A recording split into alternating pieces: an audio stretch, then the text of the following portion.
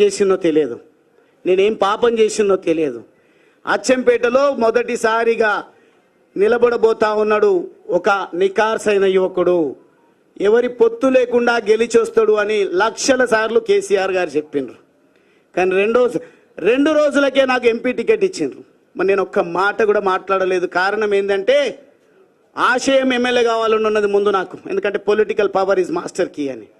కానీ వాతావరణం మాత్రం తెలంగాణ రాష్ట్ర ప్రజలు తెలంగాణ రాష్ట్రాన్ని కోరుకుంటున్నారని, తెలంగాణ రాష్ట్రం రావాలంటే పార్లమెంటులో బిల్లు పెట్టాలి, గర్జించాల్సింది పార్లమెంటులో అని నన్ను కొన్ని రెచ్చగొట్టే మాటలా ప్రోత్సహించే మాటలా నాకు తెలియదు. కానీ వాటన్నిటికీ ఏం టెంప్ట్ కాలేదు. నేను ఏ అవకాశం ఇచ్చినా ఇవ్వకపోయినా నేను సిద్ధంగా ఒక కార్యకర్తలాగా తెలంగాణ రాష్ట్ర సాధన కోసం పనిచేస్తా అని చెప్పి నేను ఎంపీగా పోటీ చేస్తే కేసీఆర్ గారు మహబూబ్ నగర్ నుంచి పోటీ చేసిండ్రు. నా దగ్గరికి ఒక్క ఇన్ఛార్జ్ కూడా రాలేదు. నా దగ్గర నాగర్ కర్నూలు పార్లమెంటు పరిధిలో 7 అసెంబ్లీ సెగ్మెంట్స్ ఉంటే ఒక్క సెగ్మెంట్లో కూడా కారు గుర్తు పైన ఎమ్మెల్యే అభ్యర్థిని నిలబెట్టలేదు. కానీ ప్రజల లోపల ఉన్నటువంటి ప్రగాఢమైనటువంటి కోరిక తెలంగాణ రాష్ట్రం రావాలి, ఒక యువకుడు వచ్చిండు, చదువుకున్న యువకుడు వచ్చిండని ఓట్లు వేద్దామని అంటే 3,80,000 పైచిలకు ఓట్లను 2009లో నేను సాధించడం జరిగింది. కొంచెం ఇట్లా ఆర్గనైజ్డ్గా గువ్వల బాలరాజు వస్తున్నాడు అంటేనే ఇక్కడ ఉన్నటువంటి పెద్దలందరూ కూడా వచ్చింది. ఇది మంచి శుభ పరిణామం. పని చేసేటువంటి యువకుడు వచ్చిండు అని చెప్పేసి సంతోషంగా వచ్చింది. కానీ ఎంపీ పార్లమెంటులో అడుగుపెట్టే ఆస్కారం ఉన్నా కేసీఆర్ గారి దగ్గర మొత్తం కూడా దేశాన్ని కాపాడాలంటే మోడీ గారు బలగాలను మోహరిస్తూ ఎవని ఊహకందని విధంగా ఆటంకవాదులను ఉగ్రవాదుల స్థావరాలను ఏ రకంగా సింధూర్ పేరిట ఆపరేషన్ సింధూర్ పేరిట అంత ముందించిండో ఆ రకంగా చేయాల్సినటువంటి అవసరం ఉండే నా దగ్గర కూడా అది చేయలేదు. కానీ మహబూబ్ నగర్ పార్లమెంటులో మాత్రం నా university Osmania university Kakatiya university అదేవిధంగా రకరకాల సంఘాలను అక్కడికి తీసుకెళ్ళి గెలుపొందిండు. గెలుపు నాదే అని క్లెయిమ్ చేసుకున్నా ప్రజలు ఏమనలేదు. కానీ అదే పని నాతో కొంత ఒక 10% కూడా నాగర్ కర్నూల్లో ఎఫర్ట్ పెట్టి ఉంటే 31 సంవత్సరాల వయసులోనే పార్లమెంటులో అడుగుపెట్టే అవకాశం ఉన్నది. కానీ బాధపడకుండా పని చేసుకుంటూ పోతే 2014 ఎన్నికలు వస్తే మళ్ళా కూడా పెద్దలు రాములు గారు ఒక పార్టీలో మంచి నిబద్ధతతో పనిచేస్తున్నారు. పోటీ వీళ్ళకే పెట్టాలి. గువ్వల బాలరాజు టికెట్ ఇవ్వమని పాపం వారిని మోసం చేసి పార్టీలోకి తీసుకొచ్చిండ్రు. ఎంపీ చేసినామని మాట్లాడవచ్చు వారి గురించి కూడా. వారికి క్రెడిబిలిటీ లేకుండా నాకు క్రెడిబిలిటీ లేకుండా మేము ప్రజా జీవితంలో కొనసాగడం లేదు. మాకు ఎంతో కొంత క్రెడిబిలిటీ ఉంది, హార్డ్ వర్క్ చేసే స్వభావం ఉంది. కాబట్టి మేము గెలిచి 2014-18లో గెలిచినాం. కానీ 2023లో ఓడిపోయిన వెంటనే గువ్వల బాలరాజుకి అహంకారం ఎక్కువ, గువ్వల బాలరాజుకు కోపం ఎక్కువ, అందుకే ఓడిపోయింది అన్నారు. అలా సార్ మీరు ఎట్లా ఓడిపోయినరు? 30 మందిని మార్చింటే చాలు మళ్ళీ అధికారం మాదే వచ్చేది. కానీ వీళ్ళకి అవకాశం ఇచ్చినామన్నారు. అంత త్యాగం ఎందుకు నాయన? మళ్ళీ మీ ఓటమికి కారణాలు ఏంది? అవకాశం ఇచ్చిన భిక్ష అని మాట్లాడుతున్నారు. టీఆర్ఎస్ ఎల్పీలో చర్చించేటప్పుడు ఒక విషయం ప్రస్తావనకు వచ్చింది. దళితుని సీఎం చేస్తాన్నాడు, దీని గురించి ఏందని చెవులు కొరుక్కుంటుంటే నేను లేచి ఒకటే మాట మాట్లాడినా. మనం చదువుకున్నాము, ప్రజల చేత ఎన్నికైనాము, తెలంగాణ రాష్ట్ర కాంక్ష దృఢంగా ఉన్నది. వచ్చిన తెలంగాణను నవ్వెటోడి ముంగట జారి పడ్డట్టుగా ఉండొద్దు అంటే అపారమైనటువంటి అనుభవం ఉంది. తెలంగాణ రాష్ట్ర సాధన ఉద్యమానికి నాయకత్వం వహించిండ్రు. కేసీఆర్ గారు ఎన్నికల బహిరంగ సభల్లో ఎక్కడ కూడా ప్రస్తావన అదే వారు చేసినటువంటి మేనిఫెస్టోలో లేదు, లేదంటే ప్రసంగాల్లో ఎన్నికల టైంలో లేదు, మిగతా సందర్భాల్లో అది వేరు మాట. అయినప్పటికీ మనమందరం ఏకగ్రీవంగా టీఆర్ఎస్ ఎల్పీలో నిర్ణయం తీసుకొని కేసీఆర్ గారిని ముఖ్యమంత్రి చేద్దామన్నాం. మళ్ళీ మేము అనొచ్చా ముఖ్యమంత్రి గారికి వేసింది భిక్ష మాది అని? ఎమ్మెల్యే పదవి ప్రజలు ఓట్లేస్తే వచ్చింది మాకు.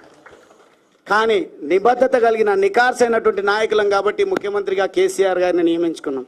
పార్టీ మారంగానే దాడి చేస్తున్నారు.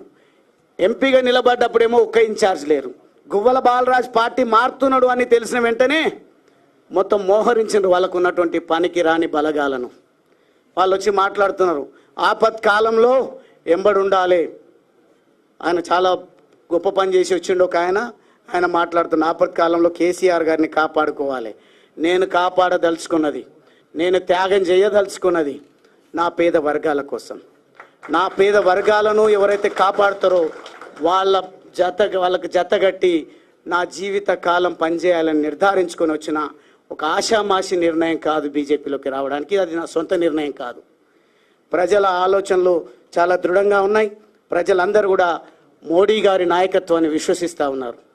మోడీ గారు యుద్ధం చేసి యుద్ధం ఎందుకు ఎట్లా ముగించిందో తెలియకుండా యుద్ధాన్ని మధ్యలోనే వదిలేసింది అంటున్నారు. మీకు ఎకానమీ గురించి తెలియదు, దేశ రక్షణ విషయంలో బాధ్యత కలిగిన ప్రభుత్వం ఏ రకంగా వ్యవహరించాలో తెలియదు, ఆ ఆపరేషన్ ఎట్లా ముగించినరో తెలియదు, ఎంత గొప్ప హెచ్చరిక ప్రపంచానికి మోడీ గారు చేసిందో తెలియదు. కానీ ఆపరేషన్ సింధూర్ విఫలమైందని విఫల మాటలు, విఫల ప్రయత్నాలు, మాకేమైనా ప్రజలు ఓట్లేస్తారనే పద్ధతిలోన డైరెక్ట్గా మోడీ గారిని ఎక్కుపెట్టి మాట్లాడుతున్నారు. మీ స్థాయి అది కాదు. వాస్తవంగా ఈరోజు నేను కొన్ని విమర్శలు నా పైన చేస్తే నేను కూడా చేయడం జరిగింది.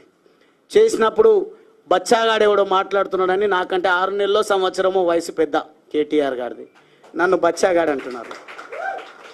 మీరు మొదటిసారి గెలుపొందింది మీ మొత్తం శక్తిని ఖర్చు పెట్టి గెలిస్తే 300-200 ఓట్లతోనో శాసనసభ్యుడిగా ఎన్నికైనరు. ఒక వలస కూలి బిడ్డనైనా నేను పార్లమెంట్ అభ్యర్థిగా నిలబడితే ఒక్కరు కూడా పని చేయకుండా ప్రజల గుండెల్లో ఉన్నటువంటి తెలంగాణ వాదం, ప్రజల గుండెల్లో ఉన్నటువంటి పేదవాడి పైన ప్రేమ, కులం చూడలేదు, మతం చూడలేదు, నాకు అద్భుతమైన ఓట్లు వేస్తే కొన్ని ఓట్లతో త్రుటిలో ఓటమి పాలు కావడం జరిగింది. ఆ ఓటమితో కుంగిపోలే. కానీ ఈరోజు మీరేం చేస్తున్నారు? ఒక్కసారి ఓడిపోగానే అసహనంతోన ఎవరిని పడితే వాళ్ళని ఇష్టం వచ్చినట్టు మీరు మాట్లాడాల్సింది, మీరు ధర్నాలు చేయాల్సింది, మీ మీటింగ్లు పెట్టాల్సింది. మిమ్మల్ని అనొద్దు ఆ మాట. మళ్ళీ నేను కూడా అదే కేటగిరీకి చెందినటువంటి వాడిని అయితే మిమ్మల్ని పక్కన పెట్టి కారణాలు ఏవైనా ఉండొచ్చు. 10 మంది ఒక విలువలు లేని పార్టీలకు వెళ్తే వాళ్ళ ఇంటి ముంగట ధర్నా చేయలేదు, వారి గురించి ప్రశ్నించలేదు. నాకు ఏ పదవి లేదు. ఇప్పుడు జిల్లా అధ్యక్ష పదవి ఉంది, అది వేరు మాట. నేను ఎన్నికైన ప్రజాప్రతినిధి కాను ఇప్పుడు. కానీ నేను నా నిర్ణయం మేరకు నేను బీజేపీ పార్టీలో చేరుతా అంటే నన్ను రకరకాల ఇబ్బందులు, మీరు సోషల్ మీడియాలో వాళ్ళ గ్రూపులలో వాళ్ళు పెంచి పోషిస్తున్నటువంటి యూట్యూబ్ ఛానళ్ళల్లో ఎట్లా మాట్లాడిస్తున్నారు. నన్నే కాదు, ఈరోజు నా సతీమణి రావాల్సి ఉండే. మాకు దేశభక్తి, దైవభక్తి ఎక్కువ, సెంటిమెంట్స్ కూడా ఎక్కువ. నేను ఏ ప్రయత్నం చేసినా నా ప్రయత్నంలో విజయం సాధించాలి నా భర్త అని మా తల్లిదండ్రులు ఆశీర్వదించి పంపిస్తే నా సతీమణికి తోడుగా వస్తుంది నా ఎంబడి. కానీ ఆమె పైన నోటికొచ్చినటువంటి పదజాలంతో ఇష్టారీతిలో మమ్మల్ని కుంగిపోయే విధంగా మీరు ఏదైతే మెసేజెస్ పోస్టులు పెడుతున్నారో దయచేసి ఆపండి. ఆపకపోతే చట్టపరంగా చట్టం తన పని తాను చేసుకు వెళ్ళే విధంగా మేము కోర్టులను సంప్రదిస్తాం, రకరకాల వేదికలను సంప్రదిస్తాం.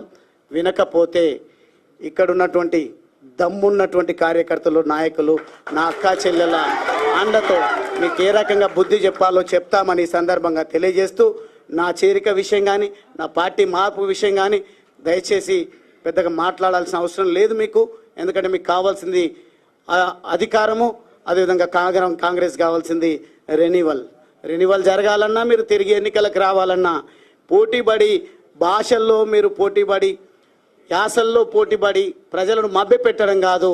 కేసీఆర్ గారు చెప్పిన మాట, గెలవాల్సింది మీరు, మీ నాన్న, లేకుంటే ఇంకొకరు కాదు.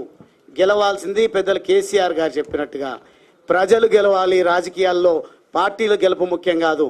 ఎవరైనా